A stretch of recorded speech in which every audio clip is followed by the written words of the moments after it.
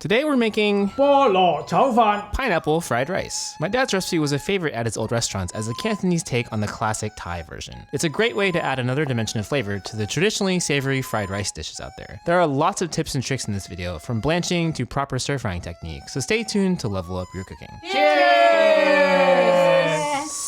Cheers! Let's start by preparing the rice. 啱啦，呢個菠蘿炒飯咧啱呢個天氣又濕馬呢個時候，酸酸甜甜咁嘅感覺啊！我今日咧就炒用18嘅安士嘅米嚟，呢啲米一杯大概6安士咁上下噶啦嚇。首先咧我煮落啲飯先嚇，呢度3杯米嚇，將洗咗米先。洗米咧就唔需要話好大力咁去擦噶嗬，科技咁先進嗰啲米都唔係咁邋遢嘅，之後洗下啲塵啊，洗佢得噶啦，倒咗佢。We'll wash and drain the rice 3 times here, using fresh water each time. 我今日用嘅呢個咧就係泰國米嚟個嗬，泰國米咧一般咧就係我通常一般我係用泰國米嚟煮飯食嘅，所以我炒飯咧就用泰國米。我今日煮呢個飯咧，我哋炒飯嘅咧就用水比較少啲嘅，就少過1比1。如果炒飯就白飯咁就咁食嘅咧，就通常係1比1啦，係泰國米就得㗎啦。如果係美國嘅白米咧，就多少少啊，多少少水，因為美國嘅白米佢吸水嘅程度比較係多啲嘅嚇，所以咧就係用多啲唔啲水。好啦，洗咗米之後咧，將米倒過嚟嚇。Now we'll add in the washed rice to the rice cooker pot. 然之後咧，我就俾水啦，我俾16個安士水煮飯。Then add in the water. 睇到啱啱過面冇幾多啫嚇，而家咧就俾落去煮飯。Now we'll put the pot back in the rice cooker, close it, and start cooking. 加曬落去嚇，煮落飯之後咧，而家佢又做咩咧？通個菠蘿先。Now we'll cut our fresh pineapple. In a previous video, my dad actually covers how to pick the best pineapple and how to cut it for various dishes, so check out that video at the link in the description. Alternatively, you can just buy canned pineapple, but just make sure it's drained and dried before using. Shirley from the CANTO Cooking Club asked, is there a difference in quality if you use fresh or canned pineapples? 新鮮嘅菠蘿就鮮啲咯，即係真正佢未曾製作過啦嘛。你嗰啲罐頭菠蘿，佢整好晒落過其他嘅味，又有或者甚至有啲防腐劑都唔頂嘅，咁所以幾時都係新鮮嘅菠蘿好食過嗰啲罐頭菠蘿咧。罐頭菠蘿好甜嘅，少咗好多菠蘿味。好啦，切完菠蘿之後咧，就出啲蝦啊，呢個係16、20嘅蝦，大蝦嚟嘅。我哋炒飯咧就大得滯啦，搣咗之後咧就劏開佢一開二嚇。我嘅平時咧我係中意有殼嘅，買翻嚟自己搣嘅嚇。你中意有啲唔想搣嘅，你咪買啲冇殼嘅，搣好細嘅。搣得晒去晒腸嘅。我呢啲就去咗腸，未去殼嘅啫。佢未去殼咧，你可以翻嚟自己我哋煎，搣開可以炒蝦。好啦，我就劏開個一開二嚇，劏開佢。Since these strips are larger, we'll cut them in half horizontally. 蝦切咗之後咧，就落少少生粉落去嘢佢嗬，同埋胡椒粉。胡椒粉係劈一劈聲啊，劈一劈聲嘅啫啊，少生粉落去。咁啲蝦咧熟咗之後咧，佢就會滑啲嗬。切完蝦之後咧，就切雞肉啊！我今日用雞肉同埋蝦肉嚟炒嗬，所以係增加啲營養味道喺度嗬。8安士嘅雞唔使用晒，我會用6個安士就足夠噶啦。首先佢都係切粒粒切一條條先。首先切咗佢一條條。Here we're cutting chicken breasts along the grain lines into thin strips. 開咗佢。好啦，就咁做咧，再切一粒，又唔好切得太細嚿嗬，太細嚿咧就炒起上嚟就唔冇咁靚噶啦口感都冇咁好噶嗬。We'll cut the strips into small cubes all the way down. 我通常中意雞胸肉就炒起上嚟咧，炒飯咧，一個就睇落去靚啲，佢食起上嚟咧就覺得佢係比較再鮮啲，比啲雞髀肉鮮啲嘅嘅味道有啲唔同俾少啲胡椒粉、生粉，一個茶匙嘅生粉，半個茶匙鹽，一個湯匙嘅水，撈勻佢。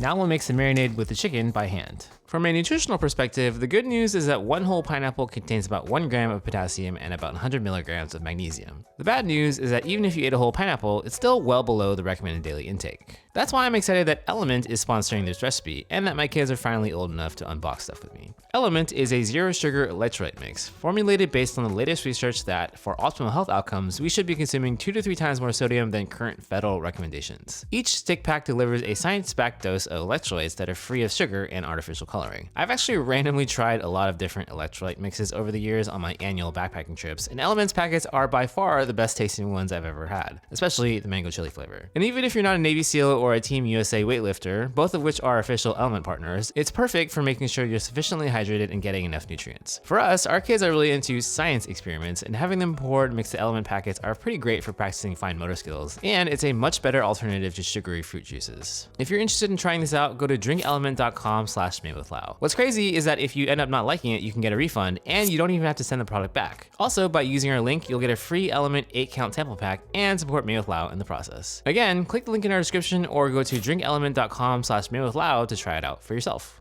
再呢，呢個紅蘿蔔粒啲卡拿靚啲嗬，係2個安士咁上下啦， We'll cut the carrots first into sticks, then rotate and dice. 雪粒粒嚇。仲有一個咧就葱花啦，一條葱啊1個安士咁上下啦，啲葱花。 Now we'll dice the white parts of green onions. 我哋切之後咧就雞蛋，用3隻雞蛋。 Now we'll crack 3 eggs into a bowl. 雞蛋切好咗，少少鹽上去，攞兩味嘅半個茶匙嗬。然後我等到臨去炒嗰時先至發佢。如果你係早啲發喺佢擺喺度咧，佢會變咗化水嘅可能啊。 We have all of these ingredients listed on our blog at madewithlau.com, along with step-by-step instructions and video clips to guide you as you make the recipe at home. 材料我就準備好晒，飯煮熟咗啦，就準備開始炒飯咯。炒飯之前咧，就將個電飯煲掀開佢，等佢通啊，等啲飯透一透氣先嚇，好靚啲飯打鬆佢啊。然之後呢個程序咧，就將嗰啲紅蘿蔔同啲菠蘿嗰個飛水佢先嚇。點解飛水啊？飛水嘅啦，啲紅蘿蔔都唔會咁硬啊嘛，啲肉就炒滾水啦嚇，俾佢落去。 We'll blanch the carrots for 20 to 30 seconds. 紅蘿蔔俾完之後咧，就俾啲菠蘿上去，就過水佢嚇。菠蘿呢個菠蘿過水佢啊，去咗嗰陣佢有種揦口嘅味道喺度揦佢，去水佢嗱，飛水佢，咁過得㗎啦。 This is subtle, but I wanted to highlight blanching pineapples to remove the sting, as it's counterintuitive not just because you don't normally boil pineapples, but because my dad typically only blanches vegetables. It's not going to break your dish if you skip this, but blanching pineapples helps tone down the acidity, which balances it to fit with the more traditional savory, earthy Cantonese flavor profiles. Boiling also helps to denature bromelain, the pineapple enzyme that's sometimes responsible for itchy or tingling sensations. After another 40 to 50 seconds of blanching, we can take them out. 哇！而家閂火，然之後咧倒佢出嚟， We'll drain the carrots and pineapple and set them aside. 好係咁得㗎啦。 Our pineapple fried rice, or菠蘿炒飯 in Cantonese, is directly inspired by the original Thai-style pineapple fried rice. While our Cantonese version doesn't have the complexity of the classic Thai version with its curry powder and fish sauce, both versions highlight the sweet and tangy flavors of fresh pineapple. To our knowledge, there isn't another fried rice that features a sweet ingredient like this, and that's why you have to give this dish a try. For the OG Thai version, check out our friend Pailin's video on it where she also teaches you how to make the iconic pineapple bowl to serve the rice in. 而家就開始炒飯嚇。俾落油脂燒住個鑊之前咧，就拍蛋，一定要燒低隻鑊，中間轉白起煙先至得嚇。收火佢。而家俾油。We'll add 1 tablespoon of oil and spread it around the wok. 俾蛋落去。Then we'll add the eggs and stir it around. We'll cook it for just 20 to 30 seconds. 啲蛋唔使炒得好熟啊，咁就得㗎啦。 Oh wow! 啊 ，Yeah， 佢啲炒飯嘅蛋唔使炒到好熟㗎嚇，唔使到好熟，滑滑地得㗎啦嚇。然之後咧，我哋炒雞肉先。We'll add another teaspoon of oil here. 再慢慢火啲啊。Then we'll add the chicken and spread it out without flipping to let it brown on one side first. 啲雞胸肉好容易熟嘅啫嚇，炒到佢轉白就得啦。After 20 to 30 seconds, we'll flip and stir fry the chicken. After another 30 to 40 seconds, we can add the shrimp. 好啦，啲雞肉咧就轉晒白啦，俾埋啲蝦落去，啲蝦好快就熟嘅啫，加少少油上去。 We'll add a teaspoon of oil, then stir fry the shrimp and chicken for another minute. 好啦，蝦雞都熟啦，你拔起佢。 Now we'll take them out and put them in a bowl to add back in later. 繼續燒喎，燒大到大火，開大火隻鑊，啲油一個湯匙油好啦，唔使好多，最尾先加啲落去。好啦，一慢火。 We'll take the rice cooker pot and fluff the rice a bit more with chopsticks. 好啦，打鬆咗飯之後咧，倒佢落嚟，唔好即刻反嘅字，由得佢嘅底下開大火，將佢底下慢慢咁樣。 First, we'll spread out the rice and let it pan fry for 30 seconds. 因為我啲飯係熱飯啊，唔係凍飯。凍飯咧就可以慢慢正炒翻熱佢嗬，中火得嚟噶。反正佢底下已經係唔會黐鑊啊嘛，啲飯已經係去咗嗰陣氣啦嘛。 How do you prevent the fried rice from sticking together? 首先你煮個飯咧唔好咁軟咯，燒翻硬啲。同埋炒嘅時候咧，你盡量咁撳緊佢。啲泰國買個紙出嚟，佢都唔係一嚿嚿㗎，炒出嚟佢都係一粒粒，唔會好軟㗎，係咪？而家慢慢粒粒聲響係咪？慢慢炒香佢。 After 30 seconds of pan frying on this side, we can stir fry it.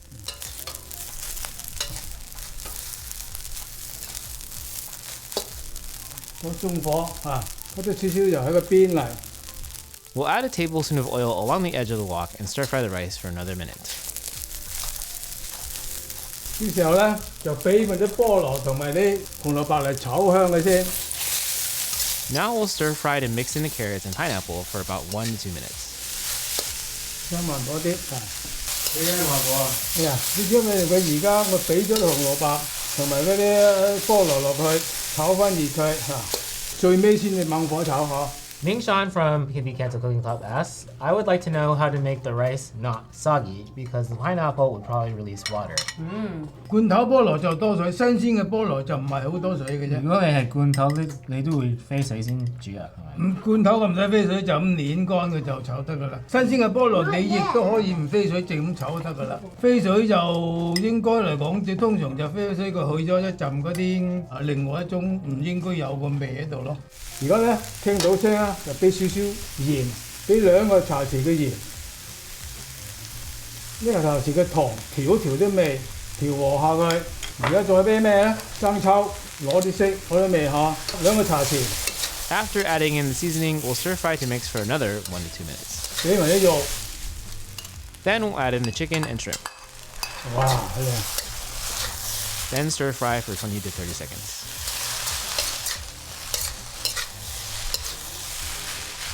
好啦，俾埋啲雞蛋上去。 We'll add back in the eggs. 嗱，啲雞蛋而家仲好滑㗎，係咪？而家開大火，個燒燒條喺個邊。 We'll add a tablespoon of oil around the edge, then stir fry quickly to mix. 而家開始快炒啲炒得啦。 It's important to stir fry quickly here or the rice may burn. For a more in-depth look at the technique behind stir frying, we have a whole course on it in our fundamentals library. Click the link in our description to preview Module 7 on tossing and turning. After 40 to 50 seconds of stir frying, we'll add the green onions. 嚇，聽到聲嘛？俾埋啲葱花上去。 Then we'll stir fry to mix.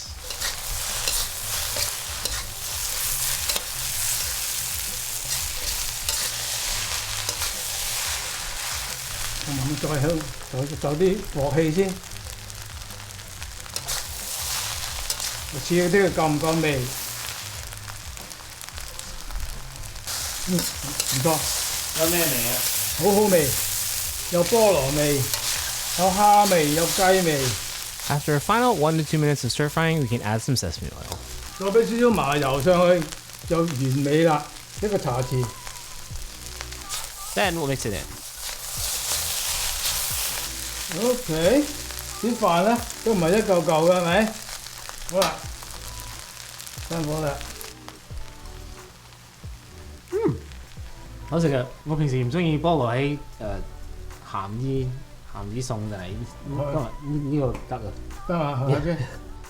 OK， 菠蘿炒飯煮好咗啦，而家開始上碟哦。嗱，擺呢度先，幫啲餡料上嚟，咁你再擺上嚟。 To plate, we'll first add some of the fried rice to a bowl and pack it in with a spatula.